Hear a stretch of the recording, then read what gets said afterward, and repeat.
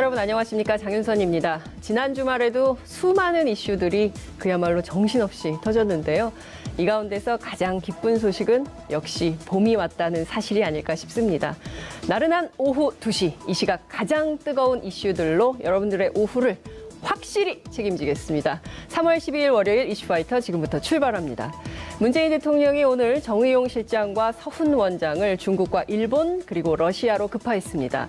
육자회담 당사국에게 한반도 평화 체제를 위한 길, 그 길을 함께하자 이렇게 설득하고 또 설명하는 자리가 아닐까 싶은데요. 한반도 평화 체제 그 운명의 당사자인 남북 그리고 미중, 일러, 결국 우리는 지금 이 순간 동북아 평화 체제를 위한 대장정에 나섰다고 볼 수 있을 것 같습니다. 오늘은 이 이슈를 집중해서 짚어보겠습니다. 한 분 한 분 소개하겠습니다. 홍익표 더불어민주당 의원님 모셨습니다. 어서 오십시오. 네, 안녕하십니까. 의원님 산자위신데 네. 자꾸 남북관계로 제가 자꾸 이걸 벗어나고 싶은데 자꾸 물려나오고 있습니다. 예, 너무 전문가셔가지고요. 안 모실 수가 없습니다. 예. 김용현 동국대 북한학과 교수님 모셨습니다. 어서 오십시오. 네, 안녕하십니까. 예. 교수님 방송 굉장히 많이 하세요. 그냥 상황이 요즘에 그랬어요. 그러니까요. 죄송합니다. 그렇지만 두 분 어떠십니까? 굉장히 이렇게 봄이 오면 괜히 기분이 좋잖아요. 날씨가 풀리면. 지금 냉전이 허물어지고 있는 상황이 괜히 뭐 일은 많지만 그래서 고단하긴 하지만 그래도 행복하다 이런 생각 안 드십니까? 북미 간에는 냉전이 그동안 사실 해소가 안 됐었죠. 네. 이번 5월 달 정상회담이 만약에 제대로 네. 전개가 된다면 북미 간의 탈냉전이 정확하게 이제 시작되는 그런 위대한 순간에 우리가 지금 같이 역사를 함께한다 이렇게 볼 수도 있습니다. 그러니까요. 의원님 금요일 날 이 소식을 딱 들었을 때 제일 먼저 어떤 생각이 떠오르셨습니까? 정말 믿기지가 않았어요. 가짜 뉴스다. 개인적으로는 뭐 김정은 위원장의 스타일도 그렇고, 네. 그다음에 트럼프의 스타일상 다른 때보다 도리어 정상회담 가능성이 있다고 생각을 했는데 생각보다 훨씬 더 빠르고 대담하게 두 양 정상이 합의한 거기 때문에 네. 상당히 이거는 세계사적인 전환점에 있는 것 아닌가 이런 생각 분명한 것 같습니다. 그러니까요. 그러니까 89년 베를린 장벽이 무너지고 독일이 통일되던 그 순간처럼 빠르게 오지는 않을지라도 저쪽에서 뭔가 큰 그 쓰나미, 평화의 쓰나미가 오고 있다 이런 생각은 드는데 근데 이게 톱다운 방식으로 결정이 되다 보니까 국내도 그렇고 또 미국도 그렇고 여론은 그렇게 달갑지 않고 뭐 백악관 안에서도 뭐 이런저런 말들이 나오는 것 같습니다. 이건 좀 어떻게 봐야 될까요? 그건 뭐 어떻게 보면 당연한 현상이라고 봅니다. 당연한 왜냐하면 현상이다. 이제 북미 간의 그동안의 관계 자체가 네. 이 강대강의 대결 구도가 수십 년 동안 유지가 되었고 네. 최근에는 또 북한 핵 문제 때문에 더 격렬하게 상호 간에 말폭탄을 주고받는 그런 상황이었습니다. 이 상황에서 지금 이제 현재 국면을 바꾸는 것은 네. 최고 지도자들의 이 결단이 우선 작용하고 있다 봐야 되는데 남북 간에도 문재인, 김정은 두 사람의 결단이 작용하는 것이고 또 북미 지금 정상회담도 김정은, 트럼프 거기에 이제 문재인의 중매 이 세 사람의 역할이 실제 상황들을 만들어가는 그러니까 어떻게 보면 통 큰 결단을 통해서 일단은 큰 결정들을 해놓고 네. 그 다음에 실무자들이 거기에 맞춰서 이제 그것을 따라가는 과정이기 때문에 당연히 그동안의 이 강대강의 대결 구도 속에서 북한에 대한 미국의 입장이 굉장히 강한 부정적 입장이었기 때문에 네. 이것들을 바꿔가는 데는 상당한 시간이 걸릴 수밖에 없고 어떻게 보면 관성적인 어떤 그 자동차를 100km 시속 100km로 달리다가 네. 정지를 시키면 그것이 유턴하는데 시간이 걸릴 수밖에 없습니다. 북한도 역시 마찬가지라고 보고요.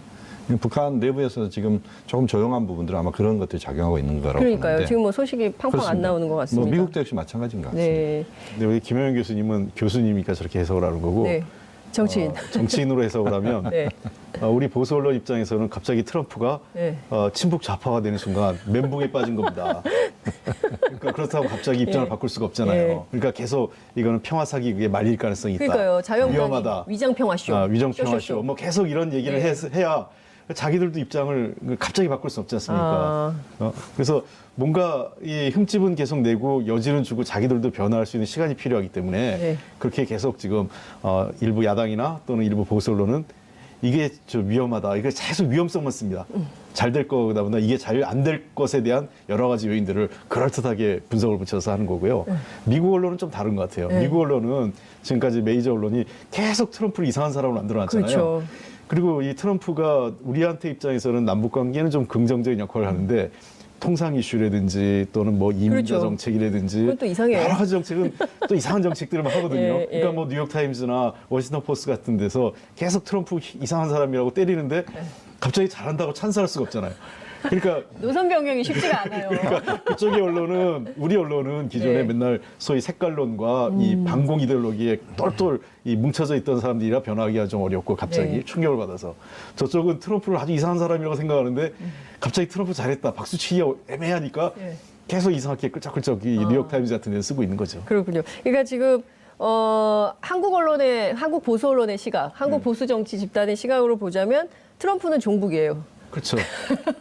그렇기 때문에 이거를 근데 그렇다고 해서 트럼프가 종북이다 이렇게 할 수 없으니까 이 노선 변경하는데 시간이 많이 걸린다 이런 말씀 좀 주셨는데 제가 미국 언론 나온 걸 쭉 보니까 트럼프 자체에 대한 신뢰가 없는 것 같아요. 여기 가서 사고 치면 어떡하나 이런 걱정이 굉장히 많은데 뉴욕타임스가 제일 그런 것 같은데 이런 거예요. 국가안보 이슈에서 제대로 된 정보도 준비도 없이 김정은의 테이블 맞은편에 앉는다는 사실이 걱정스럽다. 마주 앉는 사실 자체가 굉장히 걱정스러운 거예요. 아니, 근데 재밌는 건 뉴욕 타임스가 가장 어느 언론보다 트럼프의 그 예를 들면 대북 예. 선제 공격 예. 이런 거에 대해서 비판적이었어요. 한반도 문제 평화적으로 풀어야 되고 네. 대화할 수밖에 없다는 얘기를 어느 누구보다 세게 쓴 게 뉴욕 타임즈였는데, 네. 근데 뉴욕 타임즈가 그 입장은 맞는데 트럼프가 대화하는 거는 자기도 반박이 뭐한데 네. 트럼프가 하는 건 불안한 거예요. 그렇죠. 그럼 갑자기 트럼프를 잘한다고 할 수는 없고, 예. 그러니까 이제 뉴욕 타임즈도 애매한 글이 나오는 거죠. 아니 그 의원님께 여쭤보고 싶은데 이게 지금 어찌됐든 김 교수님 말씀 주신 대로 문재인 대통령의 중매 외교, 중재 외교를 통해서 여기까지 온 거잖아요. 그러니까 작년에만 생각하더라도 우리가 언제 전쟁 날지 몰라서 우리가 생존 배낭 싸야 되나 막 이런 싸고 있고 실제로 뭐 그런 일들이 있었는데 갑자기 바뀐 데는 진짜 문재인 대통령 역할이 굉장히 큰데 문재인 대통령의 성정상 이 모든 것의 공을 트럼프에게 넘길 가능성이 높다 이런 분석을 하신 적 있으세요? 그렇습니다. 그 트럼프 대통령이 본인도 그 얘기 하지 않습니까? 그 펜실베니아 오늘 아침 네, 뉴스에 네, 기사에 나온 거에 펜실베니아에 가서 연설하면서 하는 얘기가 한국 문재인 대통령이 도널드 트럼프가 없었다면 올림픽은 완전히 실패했을 거다 이런 얘기 하잖아요. 그렇게 얘기했다는 거예요. 자기가 자기 이름, 자화자찬. 물론 자기 얘기는 아니고 네. 한국의 문재인 대통령이 이런 말을 이런 했다. 얘기를 하더라. 그렇죠. 내가 이만큼 대단하다 이런 얘기를 하지 않습니까? 네. 어쨌든 그 트럼프 대통령의 그 최근의 결정은 확실한 겁니다. 그 몇 가지 기준이 있어요. 나한테 도움이 되냐 안 되냐. 그리고 이걸 하면 내가 스포트라이트를 받냐 안 받냐. 그리고 여기 있는 모든 사람들이 나에게 어떤 큰 역할을 기대하고 있느냐 아니냐. 네. 이게 자기의 굉장히 중요한 판단인 것 같아요. 그래서 그런 거를 제가 보기엔 적절하게 문재인 대통령이 잘 해주는 거죠. 늘 얘기하면 이건 이 트럼프 대통령의 대북 정책과 네. 압박이 효과를 본 거다. 그리고 트럼프 대통령의 리더십이 그 큰 역할을 했다. 이런 얘기를 끊임없이 하시잖아요. 네. 그러니까 이제 이렇게 기분이 좋은 거죠. 그러니까 일은 다 하고 생색은 트럼프가 내고 뭐 이런. 그렇죠. 그러니까 지금 이제 그런 보면은 거네요. 원래 중매를 하면 네. 잘하면 이제 수리석잔, 수리석잔. 못하면 뺨이 석대. 석대잖아요. 예. 그러니까 중매라는 게 굉장히 어려운 겁니다. 그 어려운 과정에서 일을 한다는 것은 자기 욕심을 부리면 중매가 실패하게 돼 있습니다. 그러니까 나는 내 걸 최대한 낮추고 상대방 두 사람을 높여줘야 일이 성사가 되죠. 네. 그러니까 문재인 대통령은 정확하게 모든 공은 트럼프에게 예.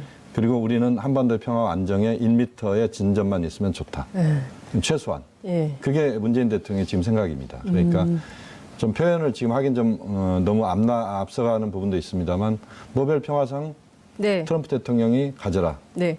문재인 대통령은 한반도의 평화와 군사의 긴장 해소, 핵 문제 해결의 출발점만 만들어내면 그것으로 족한다. 그렇게 저는 봐도 크게 무방하지 않다고 봅니다. 지난번에 홍임 의원님 출연하셔가지고 저희 방송에서 트럼프 노벨평화상 100개 주고 우리가 한반도 평화체제 받으면 됩니다. 다 가져가라. 뭐 그렇죠. 중요하지 않다. 네, 맞습니다. 근데 세 분 같이 받으실 것 같아요. 근데 제가 궁금한 게 안 돼요. 같이 받으면 안 돼요. 안 트럼프 대통령이 혼자 받아야 돼요. 아, 그래요? 네, 그게 더 좋습니다.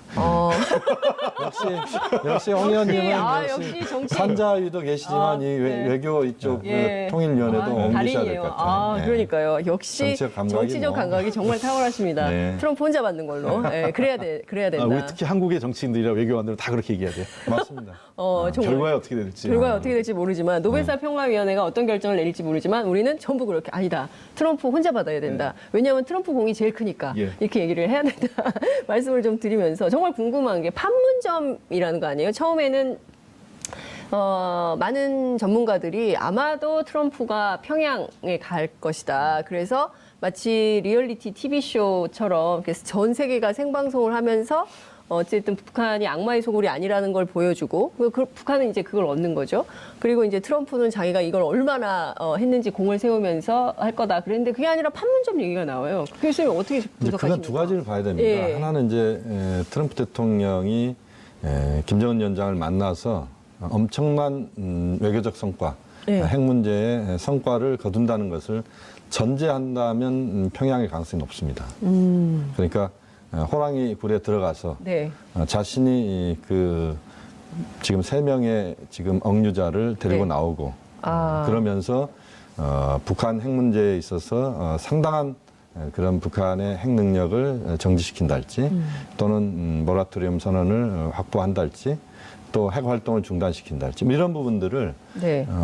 전리품을 챙겨서 명확하게 나올 수 있다면 평양일 가능성이 매우 높다 이렇게 봐야 되고 네. 그다음에 이제 판문점 이야기는 이제 아무래도 좀 약간 중립적인 부분도 있고 또 문재인 대통령이 중매인 역할을 했기 때문에 사실 그런 미팅 장소는 중매인이 정하는 데가 좋습니다.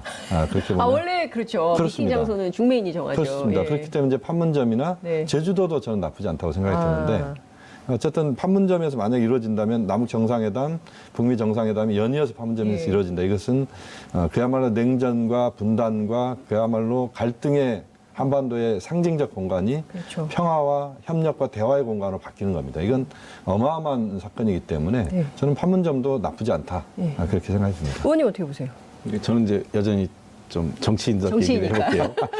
오늘 정치인스럽게. 예. 예. 그 중매장이가 권하는 데보다 더 좋은 데가 있습니다. 어디입니까? 조명이 제일 좋은데요. 조명. 예. 조명빨. 조명빨 예. 이게 제일 중요하기 때문에 예. 진짜예요. 그래서 서울에 아니, 뭐 저기- 시내에 있는 모 호텔이 그 중매 가는 곳으로 유명한데 예. 그게 조명이 좋다고 가만있어 그러는데 봐. 그럼 하얀 옷 입고 가야 돼.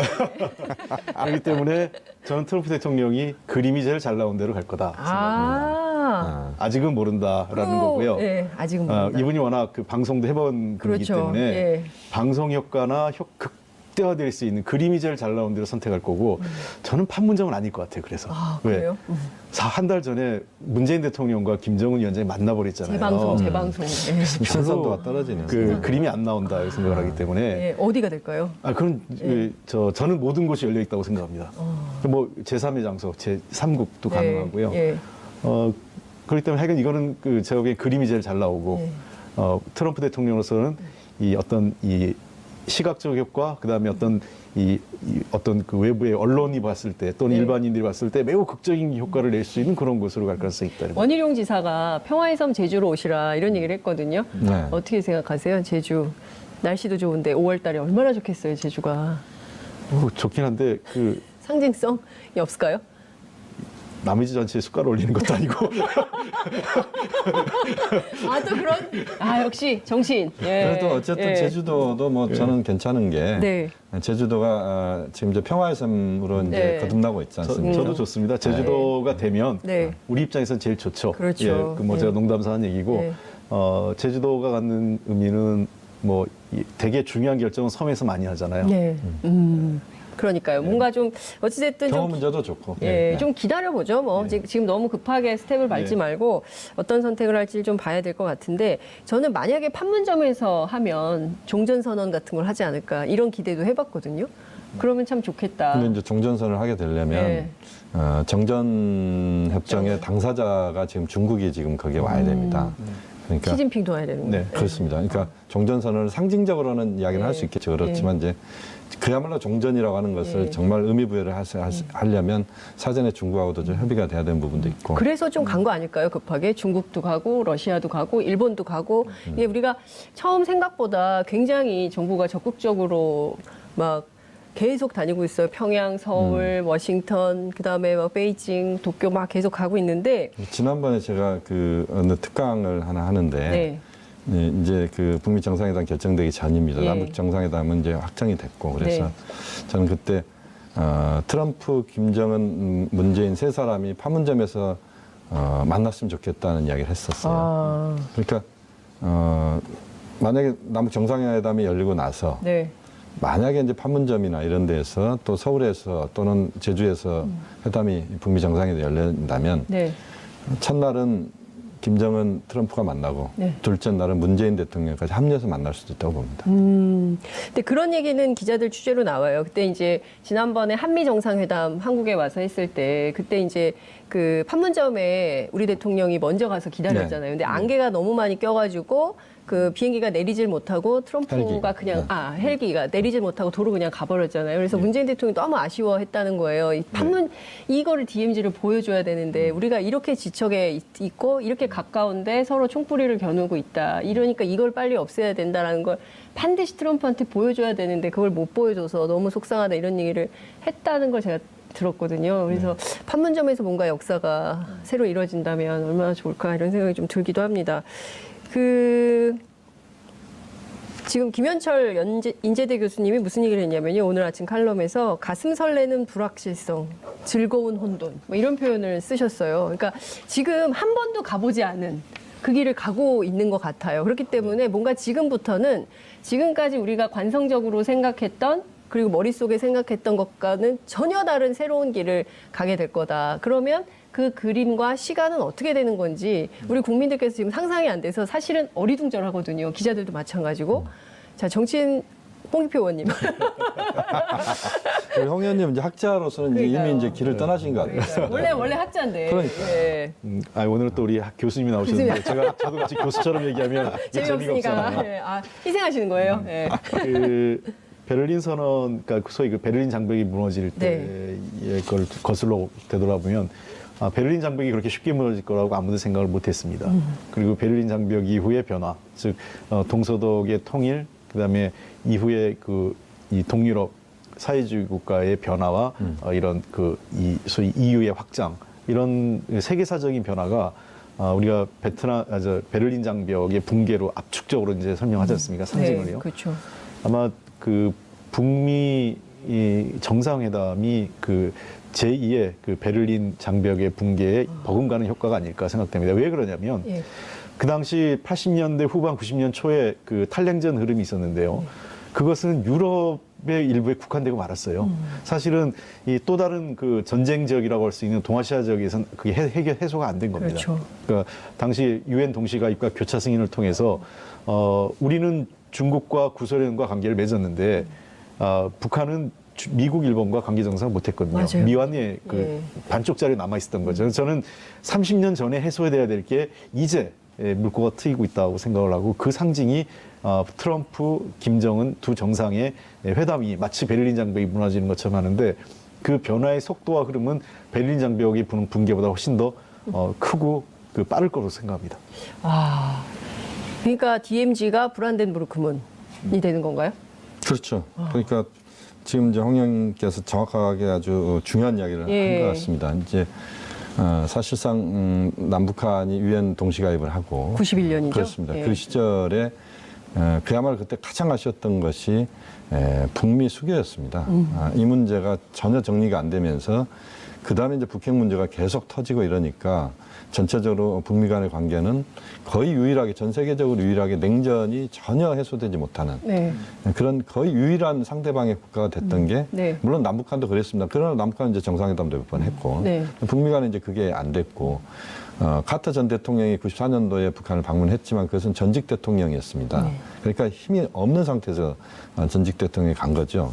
이번에 정상회담은 결국 가슴 설레는 불확실성이란 김현철 교수의 이야기도 있지만 결국 한 번도 안 가본 길을 가는 것이고 제가 오늘 아침에 우리 학생들하고 수업하는데 제가 손을 한번 들어보라고 그랬습니다.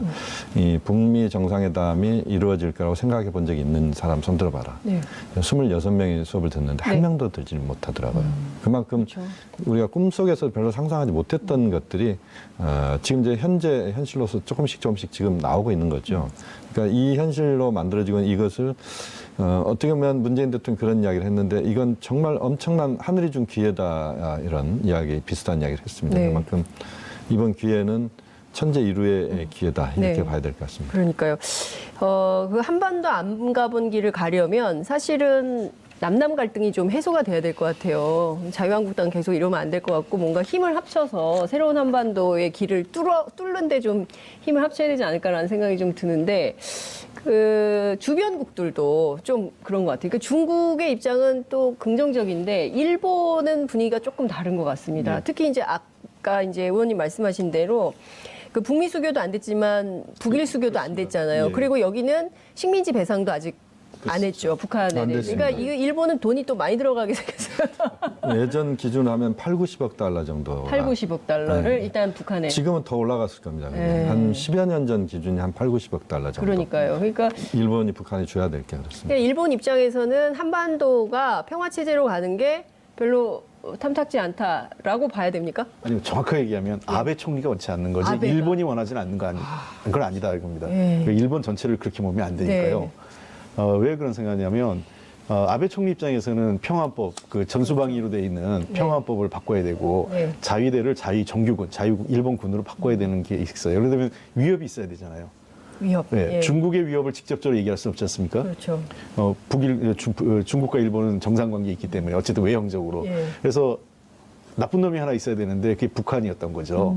그걸 활용해서 그 아베 총리 위기 때마다 그 박근혜 대통령, 이명박 대통령만 도움받은 게 아니에요. 북한의 위협 갖고. 네. 아베 총리가 장사 참 안보 장사를 잘했어요.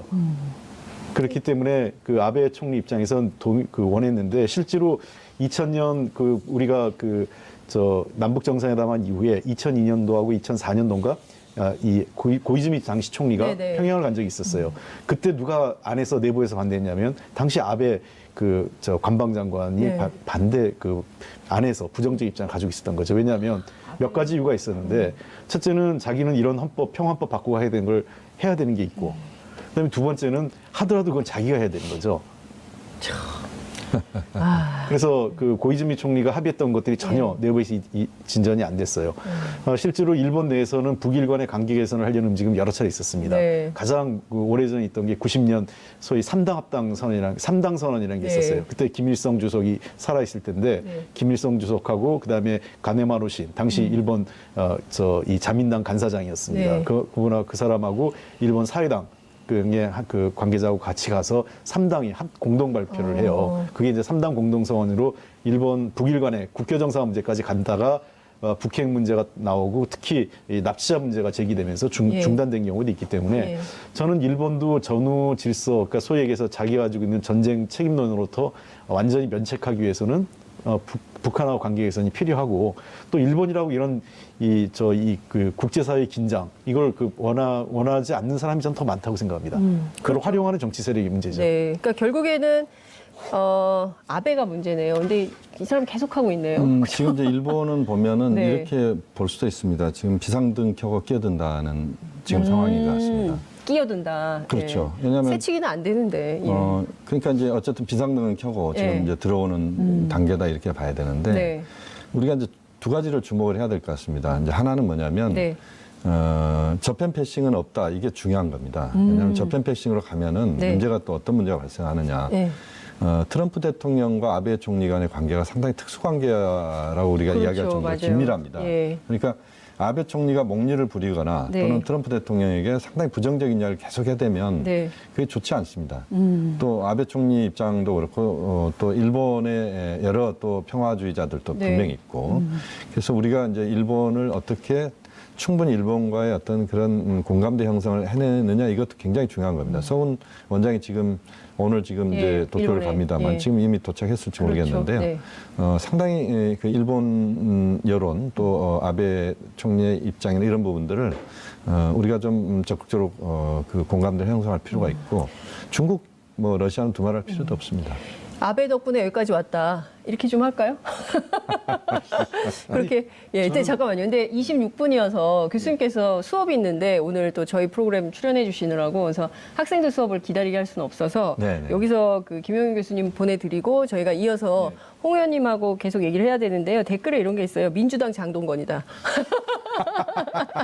북미 평화 모드로 가는 이 길에 걸림돌이 생기지 않길 바랍니다. 트럼프와 김정일이 만나는 모습을 직접 보기 전까지는 안심할 수 없다. 이런 얘기도 있습니다. 우리 김용윤 교수님도 별명 하나 지어주십시오. 예, 조만간 올 거고요. 혹시 한 제가 말씀 소개하겠습니다. 예, 끝. 뭐 꼭. 아이고 뭐 일단 네. 지금 상황에서는 예. 역시 이제 어떻게 지금부터 잘 운전을 잘 하느냐는 문제인 것 같습니다. 운전대를 문재인 대통령 혼자 잡은 게 아니고 네. 트럼프, 김정은 같이 잡은 겁니다. 그러니까 어떻게 보면 지금의 한반도 문제를 풀어가는 데 있어서 3자는 이제는 운명 공동체로 들어갈 수도 있는 겁니다. 그래서 그 부분을 정확하게 좀 인지를 하면서 우리가 상황 관리를 잘 하면서 네. 4월을 어떻게 끌고 가느냐. 이게 앞으로 한반도의 명운까지도 네. 연결시킬 수 있다고 봅니다. 그 4월 말까지 계속 모시겠습니다. 교수님 고맙습니다. 네, 예. 죄송합니다. 그 아베 총리가 바로 트럼프에게 만나자고 연락을 했어요. 네. 이게 멍미? 저는 아까 저 김영현 교수도 얘기했지만 예. 아베 총리 스타일상 어깃장 놓지는 않을 것 같아요. 왜냐하면 우리가 보기에는 아베 총리가 좀 이상한 사람이고 마음에 안 드는 경우도 있지만 네. 아베 총리가 일본 내에서 나름 탄탄한 그 지지를 받고 있고 그렇죠. 총리를 저렇게 오래 하는 거는 그래도 검증된 지도자라는 거거든요. 네. 그러니까 대세에 따라갈 것 같아요.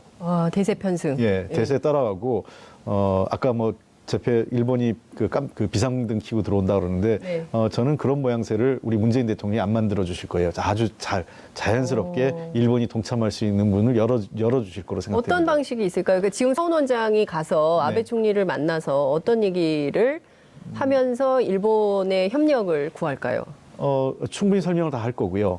지금 그리고, 과정을. 예, 과정에 대한 설명을 할 거고, 예. 그다음에 일본이 어떠한 형태든 같이 할 수 있는 방안에 대해서 우리가 방안의 해법을 내놓을 겁니다. 그건 여러 가지 방법이 있겠죠. 지금 당장 정상회담은 못한다 하더라도 네. 필요하면 육자 회담. 그 장관급 회담을 한번 한다든지 예. 또는 육자 정상회담 거쳐서 예. 그런 형태에서 일본이 소외감 당하지 않게 그다음에 일본 입장에서도 충분히 뭔가 역할을 할 수 있다는 것에 대해서 보여줄 거예요. 아마 필요하면 대통령께서 이후에 네. 일본하고 뭐 자연스럽게 셔틀 정상회담 할 수도 있는 거기 때문에요. 예. 내용에 대해서 설명하고 아베 총리가 이런 그 한반도의 평화 문제에서 자기도 지지하고 역할을 하고 싶다는 얘기를 할 수 있는 장을 만들어줄 수도 있는 거죠. 판을 문재인 네. 대통령이 또 판을 깔고 이번에는 아베 총리께서 이렇게 도와주셔가지고 한반도 정세가 이렇게 좋아지고 네. 있다. 제가 늘 전에도 한번 말씀드렸잖아요. 그 외교는 네. 실리를 쫓아다니는 게 아니라 실리가 있는 곳에 명분을 만드는 거라고. 실리가 있는 곳에 명분. 그러니까 네. 아베 총리의 도움이 필요하다면 일본 정부의 도움이 필요하다면 일본 정부에게 명분을 만들어주는 게 우리 역할이죠. 네. 근데 사실 일본은 좀 깔끔하지가 않아요. 과거사 문제에서도 그렇고 특히 이제 일본군 위안부 문제와 관련해서도 좀 그렇잖아요.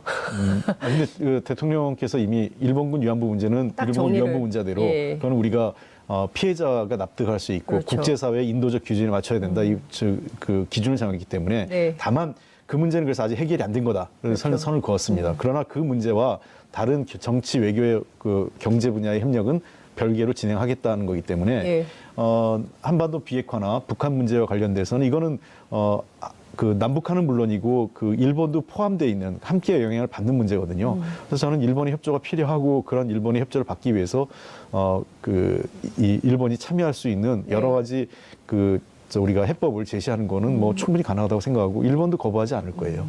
그러니까 지금 보면 사실 과거에 그 민주정부 시절에는 육자회담 틀이 계속 가동이 됐었잖아요. 네. 그러니까 이제 이명박 정권 또 박근혜 정권 들어오면서 육자회담 틀이 완전히 무너졌는데 사실 동북아 평화체제는 이 육자 틀 안에서 뭔가 성과를 내야 되는 측면이 있고 결국에는 남한과 북한이 서로 상호 존중 평화 체제가 만들어진다면 경제적으로도 굉장히 이익을 볼 수 있는 그렇습니다. 거 아니겠어요? 지금 사실은 뭐 많은 분들이 무슨 북한이 경제적으로 뭘 바란다. 네. 경제 보상을 원할 거다 이런 예. 얘기하는데 그거는 정말 이 현실과 동떨어진 얘기라고 생각을 합니다. 예.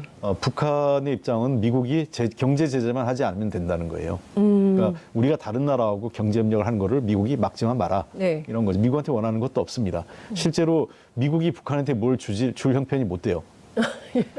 네, 제코가 석자라 네, 미국도. 미국 자체가. 그리고 미국이 한 번도 그걸 준 적도 없어요. 다른 나라에게. 과거 그 1940년대, 50년대 한참 냉전이 극심한 시기. 네. 그 시기 외에는 미국이 뭐 뚜렷하게 누구 도와주고 이런 적이 도와주고 없다는. 해서 그런 게 별로 없습니다. 도리어 그 북한 경제가 발전하는데 긍정적인 역할을 할 수 있는 나라는 역시 한국, 중국, 일본이에요. 이해관계도 서로 이해관계가 겹쳐 있고 네. 미국은 그 와중에 그냥 그러니까 숟가락 그냥 하나 얹을 가능성이 굉장히 높은 네, 거고요. 예. 말로만 하는 거고. 그래서 이 북미 그 국교 정상화라는 게 네. 굉장히 오랜 기간을 거칠 겁니다. 그 안에는 아하. 대북 경제 제재가 포함돼 있어요. 대북 경제 제재 해제 그러니까요. 문제가. 예. 그러니까 지금 국제사회의 제재 또 미국의 독자적인 제재가 다 포함되어 있기 그렇습니다. 때문에 예. 북한과 미국이 국교 정상화 이 프로세스 과정에 들어가기 시작한다면 이 경제 제재 해제 문제가 불가피하게 논의가 안 될 수가 없고요. 그렇죠. 그게 논의가 잘 돼야만 진전이 있어야만 남북 경협도 순조롭게 풀리고 일본이나 중국 또는 여타 유럽 국가들이 북한에 진출하거나 북한과의 경제 협력을 할 수 있는 그 공간이 열리는 거거든요. 북한이 원하는 건 바로 그런 걸 거라고 생각합니다. 그러니까 특별하게 뭘 보상을 해달라는 게 아니라 최소한 국제사회 정상 국가로서 무역도 하고, 그렇습니다. 뭐 투자도 받고, 예. 그래서 경제 발전도 하고, GDP도 올리고, 뭐 이런 방식으로 하기를 원하는 거다. 그런 거죠. 그런 걸 하는데 미국이 방해하지 말아달라, 못하게 하지 말아달라는 거죠. 예. 그러니까 그런 얘기 나오지 않습니까? 우리를 존중해달라는 얘기를 그렇죠. 하잖아요. 국가로서 존중해달라라는 예. 얘기를 계속 하고 있는 것 같아요. 그러니까 북한은 1953년 네. 이 정전협정 이후에 네. 단 한 번도 미국과 정상적인 대화를 해본 적이 없어요. 53년이요? 예, 53년 53년 7.27 이후에. 그럼 그렇죠. 70 몇 년입니까? 이게 지금 거의, 예? 그걸 75년쯤 돼가는 그러니까요. 그 거죠. 엄청난 세월 동안 한 번도 국제사회에서 정상국가로서 대접을 못 받았고 이것은 할아버지도 아버지도 못했던 일이기 때문에 그렇습니다. 자신이 해내면 이게 엄청난 성과다 이렇게 예. 볼 수 있는 건데 근데 지금 뭐 몇 가지 좀 포인트를 좀 잡아봐야 되는데요. 우선 김정은 위원장의 비공개 특별 메시지가 있다. 라는 얘기가 나오지 않습니까? 정의용 네. 실장으로부터. 예. 이게 뭘까에 대한 구구한 추측들이 나돌고 있습니다. 의원님 네. 보시기엔 좀 어떤 것 같으세요? 어떤 메시지가 숨어 있을까요? 저는 아주 구체적인 얘기가 있어야고 생각되지는 않습니다. 예, 뭐 예를 들면 뭐 일부에서 얘기하는 것처럼 아까 제가 얘기한 예. 경제 보상 얘기 또 뭐 북한에 억류. 있는 억류자 문제 예. 이런 얘기들이 그런데 굉장히 마이너한 문제이기 때문에 억류자 문제 같은 경우는 그리고 아까 얘기했지만 경제 보상은 북한이 직접적인 보상을 원하지도 않고 있기 때문에 저는 핵심적인 것은 이 관계 정상화, 국교 정상화 문제라고 생각해요. 국교 정상화 문제 시작하자. 예. 그러니까 우리는 미국하고 정상적인 관계를 맺고 싶고 그 과정에서 주한미군 문제라든지 또는 그 미국의 어떤 동아시아 질서에서 미국의 역할이라든지 이런 것들은 우리가 충분히 협의할 수 있다 이렇게 할 것 같아요. 근데 그 동아시아에서 예컨대 주한미군 주둔 문제는 2000년 6.15 남북 정상회담 당시에도 김정일 위원장이 김대중 대통령에게 했던 얘기이잖아요. 그렇습니다. 그러니까 뭐 이를테면 한미연합훈련에 대해서 뭐 그거 뭐 그 남한이 그렇게 하는 것에 대해서 이해하겠다라고 하는 메시지하고 일맥상통한 노선을 계속 가져갈 거다라는 예, 말씀이신 건가요? 그렇습니다. 그리고 또 하나는 예. 단순하게 내가 시간 벌기 위해서 그리고 뭐 지금 내가 당신의 나라로부터 오는 국제사회 압박이나 이걸 회피하고 무서워서 이렇게 나오는 건 절대 아니다. 나도 진짜 비핵화를 하고 싶다. 그리고 당신들하고 정상적인 관계를 맺고 싶다라는 본인의 어떤 그 강력한 의지랄까요?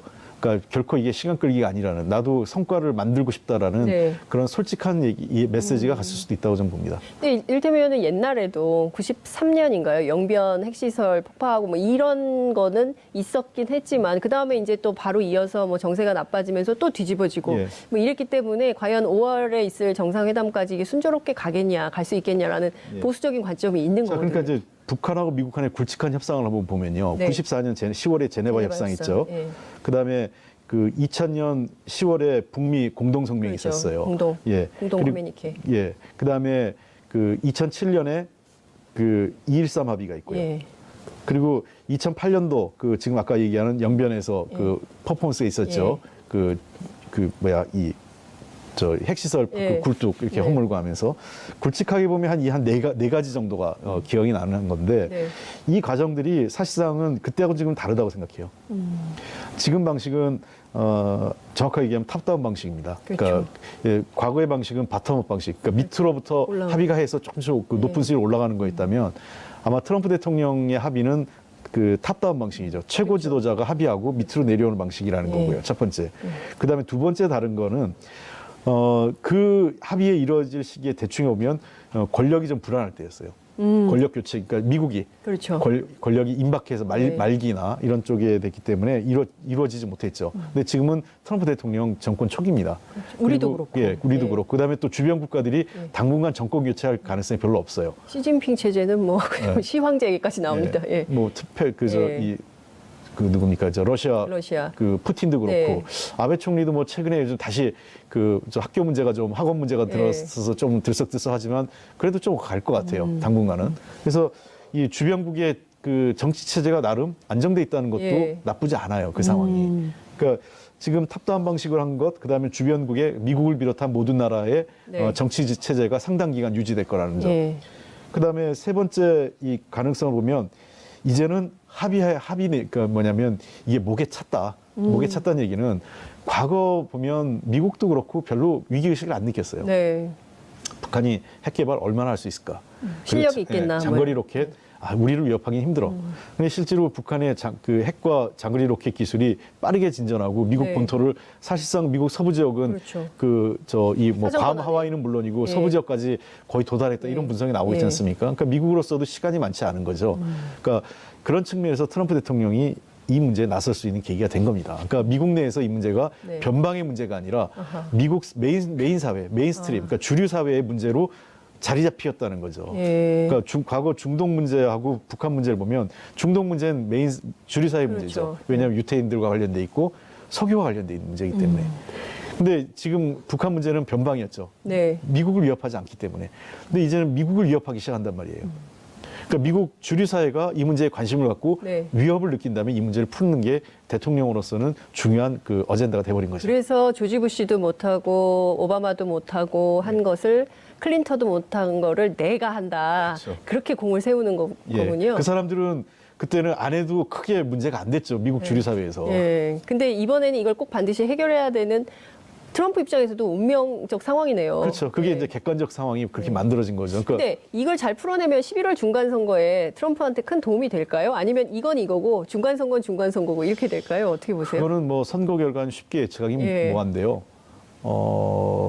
그 통상적으로 외교 정책이 트럼프의 그 어떤 국내 정책까지 한 점 많지는 않기 때문에 네. 결과를 예측하기는 어렵지만 현재 분위기로 봐서는 그래도 도움이 되지 않을까 싶어요. 그러니까 다른 여태 지금까지 미국이 해왔던 또 네. 북한과의 미국과의 대화를 감안해 보면 이번만큼 사변적인 이 사건은 없었고요. 네. 특히 그 트럼프 대통령이 가시적 결과를 들고 나온다면 네. 저는 큰 효과가 있지 않을까 생각됩니다. 어떤 전망하십니까? 그러니까 트럼프가 그리고 또 김정은 위원장하고 어떤 정도 수준에서의 성과를 낼 수 있다고 보세요? 트럼프는 자신만만하게 엄청난 성과가 나올 거다라고 예. 주장을 하고 있는데. 그러니까 지금 벌써 우리는 성공할 수 있다고 있다. 얘기하지 않습니까? 우리라는 표현을 예, 그렇죠. 들어봐요. 우리라고. 예. 그러니까 서로 간에 이제 네. 일종의 그 트럼프 대통령 입장에서는 선거의 결과인 거고요. 그다음에 김정은 위원장 입장에서는 국제 무대에 데뷔하는 겁니다. 네. 그것도 세계 최고의 지도자를 함께. 그렇죠. 그래서 김정은 위원장도 손해가 아닌 거죠. 그러니까 저는 이 정상회담 이벤트 과정에서 네. 김정은 이 트럼프 대통령 입장에서는 굉장히 노련한 협상가, 그다음에 말썽꾸러기를 능숙하게 다루는 세계의 리더의 모습을 보여주는데 주력할 거고요. 반면에 그 김정은 위원장은 내가 매우 스마트하고 내가 굉장히 합리적인 지도자라는 모습을 보이려고 할 거예요. 예. 그래서 그런 그 과정에서 저는 그 서로 간에 두 사람이 서로가 배려할 가능성이 높다고 봅니다. 왜? 이게 두 사람이 이해관계가 걸려 있기 때문에. 네. 그러니까 어쨌든 이거는 망할 수 없는 세계사적 대전환에서 네, 그렇죠. 엄청나게 성공할 수밖에 없는 특히 상황이다. 두 정상의 만남이 이게 그 포지티브 게임이에요. 제로섬 게임이 아니라. 포지티브 게임이다. 예. 그러니까 뭐 우리가 흔히 네거티브 게임 있고 예. 제로섬 게임 있고 포지티브 게임 있잖아요. 그러니까 최소한 밑자의 본전인 거예요. 누구든. 네. 김정은 위원장 입장에서 밑줄의 본전이죠. 국제사회 대비한 거고, 그렇죠. 그 미국 대통령을 만나는 거니까. 트럼프 대통령 입장에서도 별 손해가 아닌 거고요. 그렇죠. 그러니까 이 게임은 서로가 서로를 위해서 파이를 얼마큼 키우느냐, 네. 서로가 얼마큼 파지티브 게임인데 그 가져가는 몫을 얼마큼 키울 거냐가 두 정상의 정치력이죠. 판돈을 키우는 게임이다. 뭐 질문 하나가 들어와 있다고 하는데요. 질문 좀 볼까요? 어떤 건지. 의견이 들어와 있는데 평화로 가는 길이 빠르면 좋겠지만 영원한 평화로 가는 길이라면 느려도 기다리겠습니다. 네. 저런 자세 진짜 중요한 것 같아요. 더디 가더라도 사람 생각하면서 상황을 좀 바꿔내는 이런 게 굉장히 필요할 것 같은데 어쨌든 우리가 남북 정상회담 추진 준비위원회도 생겼잖아요. 지금 우리가 북미 정상회담 때문에 정말 중요한 남북 정상회담 뉴스가 밀렸어요. 예. 지금 우리 정부가 준비해야 되는 핵심 내용 어떤 것들이 있을까요? 그것만 간략하게 아이고 네. 시간이 많이 지나가지고 예, 네. 간략하게 하겠습니다. 이제 임종석 비서실장이 네. 했는데요. 이건 2007년도하고 똑같은 시스템입니다. 네. 문재인 대통령이 경험한 바가 있기 때문에 네. 비서실장이 총괄적 정부 부처와 모든 국가기관을 활용할 수 있는 이 비서실장이 하는 게 좋겠다고 해서 아마 그 역할을 코디네이터 역할을 맡긴 것 같고요. 네. 굉장히 꼼꼼하게 준비를 해야 될 겁니다. 협상 이런 그 정상회담은 내용과 형식이 다 맞아야 되거든요. 그래서 그 의전에서부터 꼼꼼히 챙겨야 되고 과거 의전을 네. 참고해서 그다음에 두 번째는 내용들, 그러니까 즉 그 비핵화 문제는 사실은 바로 미국 북미 정상회담이 있기 때문에 네. 그쪽으로 좀 넘어간다 하더라도 남북 간에 여러 가지 이슈들이 있어요. 네. 그러니까 또 북미 정상회담을 열어주는 우리 일종의 뭐랄까 뭐죠 개막하는 어떤 네. 이 서막과 같은 정상회담이거든요. 예. 그래서 저는 북미 정상회담과 남북 정상회담은 이란성 쌍둥이라고 얘기합니다. 그러니까 두 개의 회담은 네. 성격이 좀 달라요. 네. 미국과 북한이 다룰 의제가 다르고 남북이 예. 다룰 의제가 다릅니다. 그러나 예. 두 개는 반드시 연결돼 있어요. 그렇기 때문에 남북 정상회담이 도리어 상대적으로 북미 정상회담을 위해서 네. 스스로의 의제를 낮추거나 줄일 가능성도 있습니다. 그게 트럼프를 키워주기 위해서요. 진짜 끝까지 원칙 네. 진짜 그렇습니다. 끝까지 겸손함을 네. 유지하는군요. 그게 효과가 극대화되는 거죠. 그래서 많은 분들이 왜 비핵화 내용이 별로 없지 남북 정상회담에서 그게 또 얘기할 거 아니에요. 예. 또 자유한국당. 그러니까 그거 못 참는 거죠. 한 달 후만 보면 되는 겁니다. 되는데. 그래서 북미 정상회담에서 비핵화에 대한 큰 그게 나와야 될 거 아니에요. 합의가요. 예. 근데 남북 정상회담에서 다 해버리면 예고편에서 다 하면 본편이 재미가 없죠. 예, 이렇게 그러니까 되는 우리가 건가? 미니 시리즈 같은 거 할 때 예. 끝날 때 어떻게 합니까? 뒤에 다음 편에 거를 계속. 기다리게 만들어야 되죠. 그렇죠. 예. 그래서 이 북미 정상회담까지 염두에 둔 네. 의제 관리, 예. 그다음에 정상회담의 형식을 관리하는 게 매우 중요한 겁니다. 알겠습니다. 다음 편에 계속 홍익표 의원님 말씀도 다음 편에 계속 드려야 될 것 같습니다. 지금 시간이 너무